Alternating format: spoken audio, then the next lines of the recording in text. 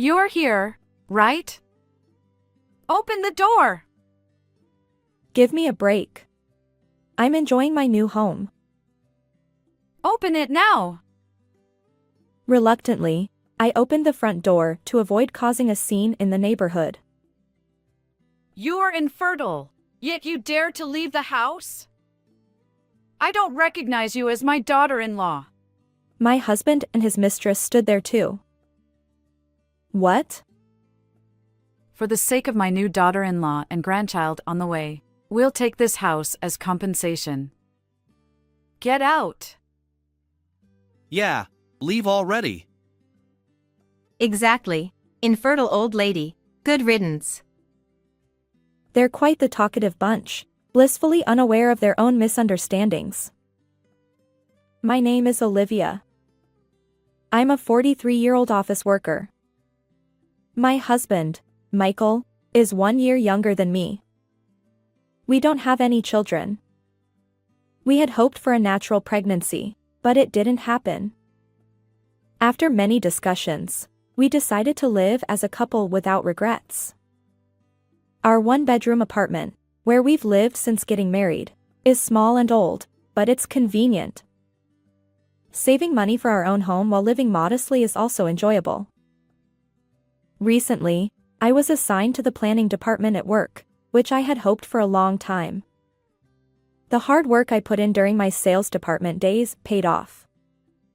I've been promoted steadily and have become someone relied upon within the company. As someone without children, my work is more than just a job, it's my purpose. However, my husband seems to see things differently. Huh? You quit your job again? Yeah, Wait! Without discussing it with me? I was too shocked to find the right words. my boss got really upset when I refused the transfer. So you quit because of that? Well, it ended up that way, but I'm the victim here. It was an unfair dismissal. I sighed. If that's the case, you should consider suing for compensation. Nah, I don't want to make a big deal out of it. Is that so? I knew what was really going on. He hadn't been unfairly dismissed. It was just his bad habit. His jobs never last long. It's not that he's irresponsible, but he suddenly gets fed up and quits. Changing jobs every 2 or 3 years has become the norm, disrupting our finances and lifestyle. It's frustrating. As partners, I can't ask him to endure unpleasant jobs. However, we're already in our 40s. Repeated job changes only bring more disadvantages. At times like this, I'm grateful we don't have children. I'll be the support. And when something happens to me, I trust my husband will be there for me. I knew that finding a new job wouldn't be easy, and time just slipped away. The timing wasn't great, and his age and work history became issues. My husband was getting frustrated. He stayed home every day without doing any housework, sighing constantly. If he had free time, he could at least tidy up the messy room he created. I have the right to be more irritated than you, I thought. Should I voice my complaints? In moments like these, our small home feels suffocating without an escape. Let's calm down. There's no benefit to arguing. Suppressing the urge to blame, I watched over my husband. Finally, he secured a job as a contract employee at a factory. It wasn't exactly what he hoped for, but it's better than being unemployed. Let's keep pushing forward, knowing that together, we'll be okay. One day, I received a call from my mother-in-law. Hello? Is this Olivia? Yes, it's me. What's going on? I heard something about you being cold to Michael. What? I was so surprised that I made a strange noise. I had no idea what she was talking about. Isn't it cruel to treat Michael poorly when he's hurting from an unfair dismissal? Wait a minute. I have no idea what you're talking about. What do you mean? I'd like to know that too. You've been telling him to find work quickly or clean up, right? How did it come to this? It's true that I've made veiled remarks like, I hope you find a job soon, or please tidy up after yourself. But I never used a commanding tone. This is also one of my husband's bad habits. Whenever something happens, he immediately runs to his mother and exaggerates the situation. And she takes it all at face value. But when will he ever grow out of this dependence on his mother? This is too much. Michael wouldn't blame you, would he?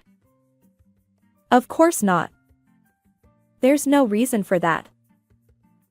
What are you saying? Olivia, you deserve blame. It's because of you that there are no children. Huh? Some things are more important than work, you know? Regret won't bring them back. Why is it my fault that we don't have children? It seems like my husband is quite adept at spinning convenient tales. We had discussed and decided things together, yet I feel betrayed. He probably wants to maintain his appearance, but teaming up with his mother to vilify me is like something a mischievous child would do. We're going to spend a long time together as a married couple, so we must not lose trust.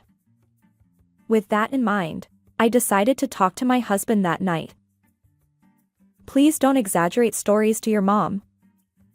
If you have any complaints, tell me directly. For the sake of our future, let's communicate openly, okay? My husband, clearly annoyed, began fiddling with his smartphone in the middle of our conversation. Hey, listen properly. You're being annoying. I'm getting work-related notifications. With that, he stood up and left the room, never returning to continue our discussion. Instead, he headed straight for the bedroom. Was he in a bad mood or just tired from his factory job? Either way, there was no helping it. We'd have to address this issue another time. But the next day, my husband continued to refuse discussion, claiming he was tired and sleepy. The day after that, he returned home late after a company welcome party, nursing a hangover and spending the entire holiday sleeping. Subsequent days were filled with overtime and social obligations, and it was clear he was avoiding the topic. He seemed to want to brush it off, but avoiding the problem wouldn't solve anything. I disliked being unfairly blamed by my mother-in-law without any basis. So, I rubbed my tired eyes and waited for my husband's return.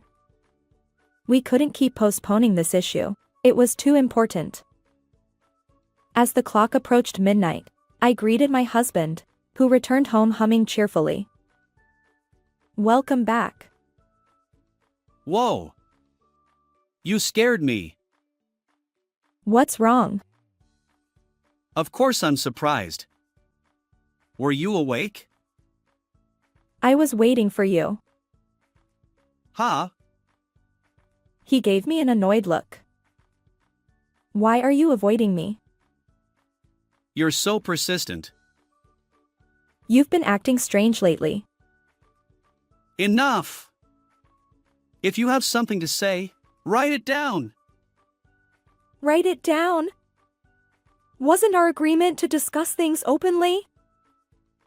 Yeah. You really remember things from the past. I was taken aback. Did he forget our marriage vows?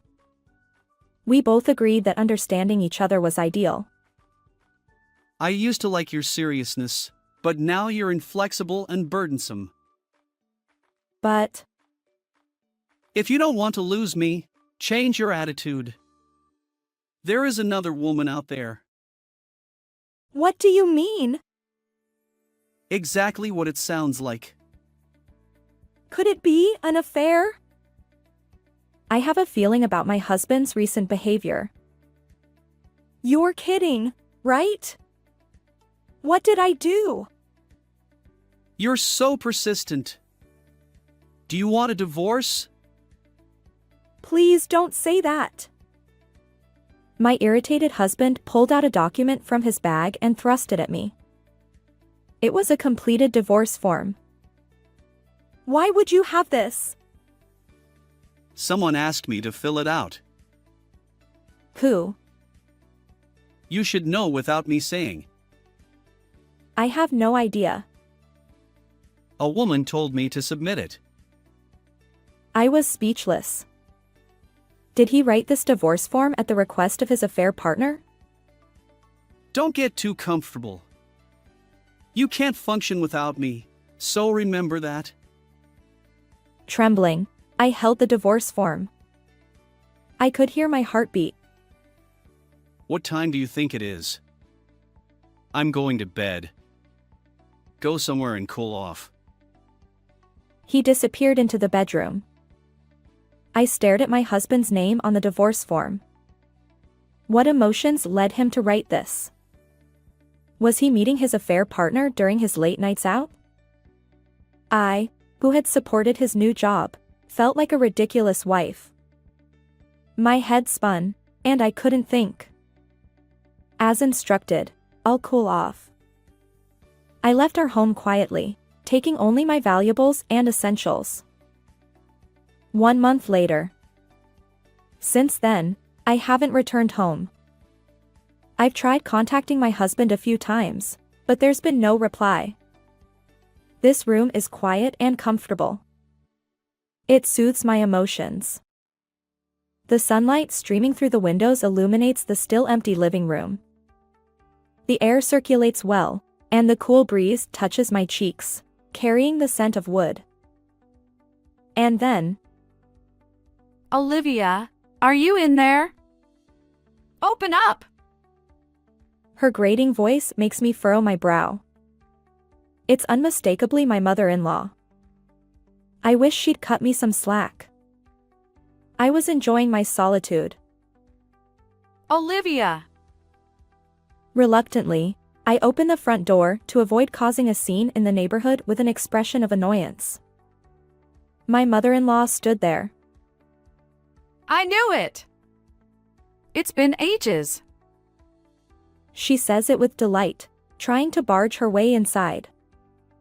I push her back. Just hold on a moment. Why? What's wrong? Hey, can you actually see my face? I'm refusing entry here. Well, not bad.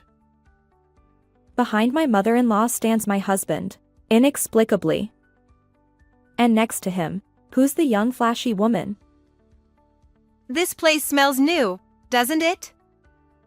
Nice. Indeed. The three of them act as if it's perfectly natural to invade my home. Their audacity knows no bounds. Wait, please. How did you find this place? What do you mean? How? First, answer my question. Why do you treat Michael so poorly? Huh? Leaving everything behind and running away from home. How low can you be as a wife? Just because you don't like Sophia. Sophia. She must be referring to the young flashy woman standing there. I see. She's officially approved by my mother-in-law. Wait a minute, did I actually run away from home? I remember my husband telling me to go somewhere, as if he was kicking me out. And there's my husband, cozying up to the woman, provocatively glancing in my direction. It's a ready-built house, but the number of rooms is just right, and the interior is decent. With this, I'll forgive your impulsive purchase of a new house. Huh? But living together is impossible. Besides, You, being infertile, have a bad reputation in society. What are you talking about?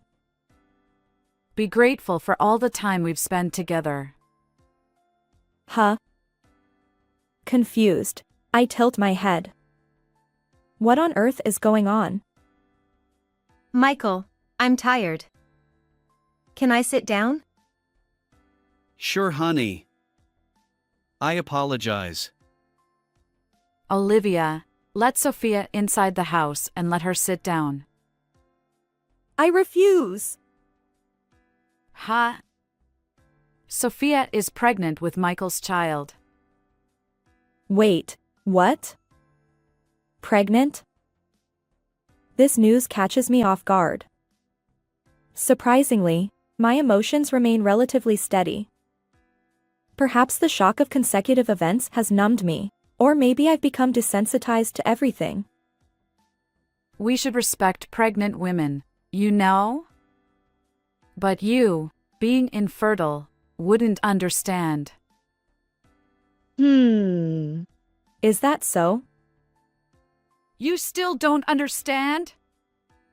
I recognize Sophia as Michael's wife, not you. As compensation, we'll take this house. Now leave. Yeah, just go already. Exactly. Good luck, infertile lady. What are they saying? How could they be so oblivious to their own misunderstanding? I can't just hand over this house as compensation. It's in my name. Huh? Besides, we're already divorced. What? My ex-husband and ex-mother-in-law look shocked. Is it really that surprising? After all, they were the ones who handed me the completed divorce form. What's going on? Weren't we starting a new life together? Absolutely not. My flustered ex-mother-in-law and enraged ex-husband. What are you talking about? This house was purchased with my own money. Ha! Unbelievable. They haven't even read the emails I sent. You truly know nothing. The night my husband handed me the divorce form, everything I endured as a wife vanished in an instant, replaced by a sense of liberation. My heart swelled with joy, leaving me unable to think. Wait, am I really starting a new life? The realization hit me, and I felt dizzy with excitement. With a skip in my step, I signed the wife section of the divorce form and submitted it to the courthouse the next morning. I meticulously split our savings in half and transferred my ex-husband's share into his account. Considering my earnings up until now, I believe most of the savings were rightfully mine, but I wanted to avoid any disputes. Let's handle this through lawyers from now on, I messaged him. Using half of the savings we divided and the bonus I received afterward as a down payment, I purchased a new house. The remaining amount was covered by a loan. A loan? Can you even get a loan? My ex-husband's condescending tone left me exasperated. Well, considering your history of job changes, I doubt you'd qualify for a loan. What? You wouldn't know, since you don't manage the household finances, but my salary is double yours. I stated matter-of-factly. His pride seemed wounded, and he turned red, trembling. Even Sophia appeared taken aback. Michael, this isn't what we agreed on. You said we'd live in a luxurious new house, remember? Honey, let's calm down. Poor Michael, or should I say my ex-husband, seemed utterly flustered. But truth be told, I'd been the one supporting our household all along. The idea of living with my ex-husband's new wife and ex-mother-in-law was beyond absurd. Olivia! My ex-mother-in-law seethed with anger. This is unacceptable! It's fraud.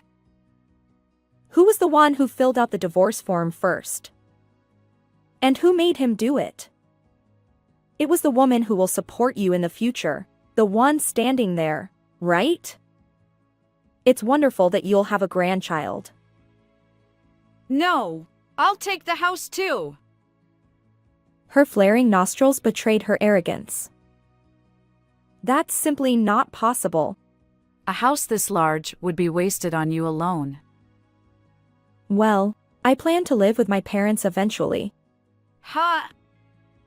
What are you talking about? Even though you're my daughter-in-law? Actually, I'm no longer your daughter-in-law. We're unrelated, I added, thinking that perhaps another delightful encounter awaited me. But of course, I kept that thought to myself. What should I do? I was fully intending to live in this house. Her shoulders slumped. What happened to the apartment where you used to live? I sold that old property. You sold it. I happened to see you moving appliances into this new house, and I immediately contacted Michael. He invited me to live here together. So that's what happened. I guess what's left is the cramped, old, one-bedroom apartment where I used to live. I won't sympathize, though. I thought I would have a secure retirement with a young and obedient daughter-in-law who is not a tough career woman like you, a grandchild and a new house. I wish she wouldn't speak ill of me while feeling down. Who has a tough personality? It's probably because my ex-husband was unreliable, so I had to be strong. Disappointing. I'll tell Dad everything when I get back. Sophia seems to have taken a defiant stance. Huh? Wait, that's... If Dad gets angry, it'll be trouble. You better take responsibility. Sophia, please, just not that. Now, why did my ex-husband get a young woman pregnant? Well, she was an office worker at the company, and after a drinking party, he went to her room on a whim. And wouldn't you know it, she got pregnant on the first try. He thought she was just an ordinary employee, but it turns out she's the daughter of the factory manager. Despite her flashy appearance, she is a lady raised in a girls' school, and she has had no experience with men. And get this, my ex-husband was her first partner, and of course, she had no idea he was married. Using the typical excuse for infidelity. I've fallen out of love with my wife. We're getting divorced soon. She believed those words and even prepared divorce papers for him. Quite the clever and obedient bride-to-be, it seems. Best wishes to them. Well then, that's that. Feel free to do as you please. Wait. He clings to the door, desperate to keep it from closing. Olivia. Don't you have any maternal instincts? What do you think this new life means? Olivia, if alimony is out of the question, I'll take this house as a congratulatory gift for the baby. To my desperate ex-husband and ex-mother-in-law, I respond with a beaming smile. Congratulations! Goodbye. I shut the door without mercy and lock it. I'll leave the rest to the lawyer. Or so I thought, but it wasn't going to be that easy. These audacious people demanding a house in someone else's name won't back down so easily. My ex-husband's emails filled with resentment can be ignored by replying with, "Please go through the lawyer." However, the real issue lies with my ex-mother-in-law. She leaves lengthy voicemails, and it's truly exhausting. Olivia, because of you, I've become a homeless old woman. Could you at least arrange for a different apartment? This home is cramped and suffocating. When I asked Sophia to do household chores, she retorted, "Why don't you do it?" What am I supposed to do now? As much as I'd like to delete this voicemail immediately, perhaps it could come in handy. Her demands might escalate. After all, she's quite audacious. One day, an unwelcome guest arrived at my house. The intercom rang without any prior notice, so I suspected it might be my ex-husband or ex-mother-in-law and prepared to call the police. Clutching my smartphone, I answered the door, only to find a sharp-eyed, intimidating man standing there. I was on guard. I felt like I'd seen this person somewhere before, but there was no way I knew someone as rugged as him. Could he be a scam artist posing as a door-to-door salesman? May I ask who you are? I'm Factory Manager Brown. Suddenly, it clicked. Wasn't he Sophia's father, the factory manager? Come to think of it, that woman had threatened to tell Dad. My ex-husband and Sophia peeked out from behind the factory manager, grinning mischievously. They'd brought some formidable backup. Dad, give her a piece of your mind. Mr. Brown, teach her a lesson. The factory manager pursed his lips, furrowing his brow. He seemed quite angry. What if they demanded compensation or asked for childbirth expenses? How would I handle it? The moment I decided to call the police and glanced at my smartphone. But then, the unexpected happened. Factory Manager Brown apologized with a sincere look. Please accept my sincere apologies. After saying that, he grabbed my ex-husband and Sophia's arms and dragged them in front of me. Apologize. Apologize properly. Ouch! My arm is going to come off. Dad? Why? This isn't what we discussed. I stared in shock. What on earth was happening? Mr. Brown clarified. Don't misunderstand. I brought you all here to apologize to this lady. Huh? I truly apologize. My daughter stole your husband and even demanded your house, didn't she? Yes, that's right. My ex-husband and Sophia started panicking. Sophia blurted out. Dad, did you know about this? I knew. Isn't everything you said to me, like I was deceived or my home was taken away, just a lie? Where did you find out about that? Your mom told me everything. Mr. Brown clenched his teeth, anger evident. According to him, he was tempted by my ex-mother-in-law. From now on, we're relatives, so let's get along in various ways. She tried to seduce him, claiming that since his daughter had taken her son, they should work things out similarly. If he bought her a condo, she'd be satisfied, and he could visit whenever he pleased. Naturally, Mr. Brown politely declined. I'm left speechless and incredulous. How could someone like her be a mother-in-law? All she does is spin convenient tales. I'm disappointed in you and your mom. But First of all, I've been faithful to my wife. Don't mess with me. Dad, stop. You're scaring me. You too. Huh? I've spoiled you too much just because you're my precious daughter. Neither of you is needed at my factory anymore. We have a strict workplace there. Go work there and start over. what? Then Mr. Brown looked back at me. Will this be enough for you to forgive us? Yes.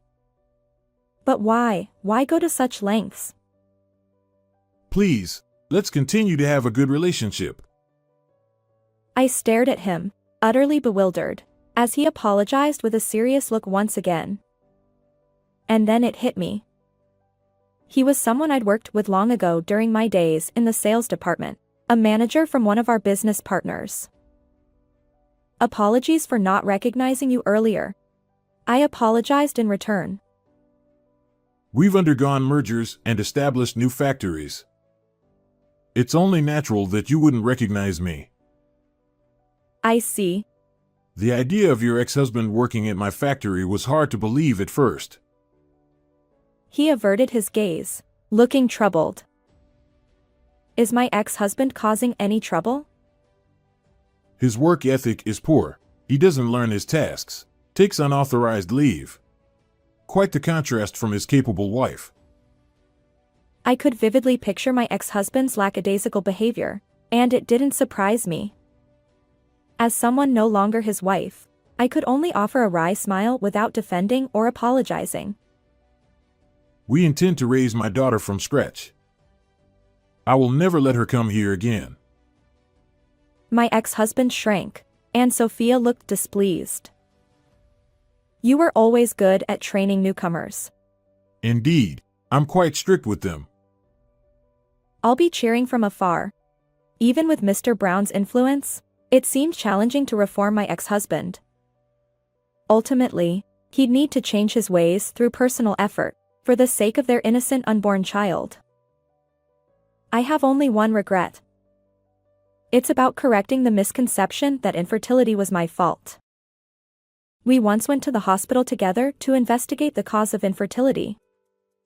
There was no issue with me, but my husband was diagnosed with sperm immotility. While natural pregnancy isn't impossible, it's challenging. The fact that Sophia became pregnant after that one-time mistake with my ex-husband, whether it was a miracle, exceptional compatibility, or different genetic material, doesn't matter to me anymore. During a work-related exchange, Mr. Brown provided me with an update. As it turns out, the couple and my ex-mother-in-law ended up living in that cramped, old one-bedroom apartment for a while. As part of their future cohabitation conditions, they promised to make an effort, saving money for the baby and committing to serious work. However, Sophia couldn't tolerate that lifestyle for long. Well, it's understandable. Given that I used to manage our household finances, my ex-husband probably doesn't realize that living solely on his income is barely sustainable, if not impossible. If they continue living freely without budgeting, the savings I split during the divorce will likely run out in no time. Sophia returned to her parents' home after giving birth and hasn't come back since. Meanwhile, my ex-husband grew disillusioned with work and quit. Panicked, my ex-mother-in-law reportedly stormed into Mr. Brown's house, demanding, "Give me back my daughter-in-law, return my grandchild, and to take care of me," which apparently led to a police matter. It's all quite pathetic. Everyone is acting selfishly. But now that I'm no longer involved, I refrained from further inquiries. Factory Manager Brown, good luck dealing with them. The new home is incredibly cozy. Although I worried about loneliness and illness without a partner, I've never once thought that I miss having my ex-husband around. It's no different from when I lived alone. I used to believe that marriage meant mutual support, but my ex-husband merely leaned on me. Now that the unnecessary element has been removed from my life, there's nothing to worry about. Fast forward 7 years. Our well-settled home now houses my parents, whom I summoned from my hometown. And there's also a former colleague from my sales department, the man I always competed with for top performance. Since my transfer to the planning department, our rivalry faded, but he occasionally wanted to see me. Funny enough, I felt the same way. When he learned about my divorce, he wasted no time asking me out. Now he's become a trustworthy partner. After years of working side by side, he's someone I can speak candidly with, an ideal man, indeed. Wishing you both a lasting and harmonious relationship. How did you find this story? Don't forget to subscribe to the channel. Until next time in our next video.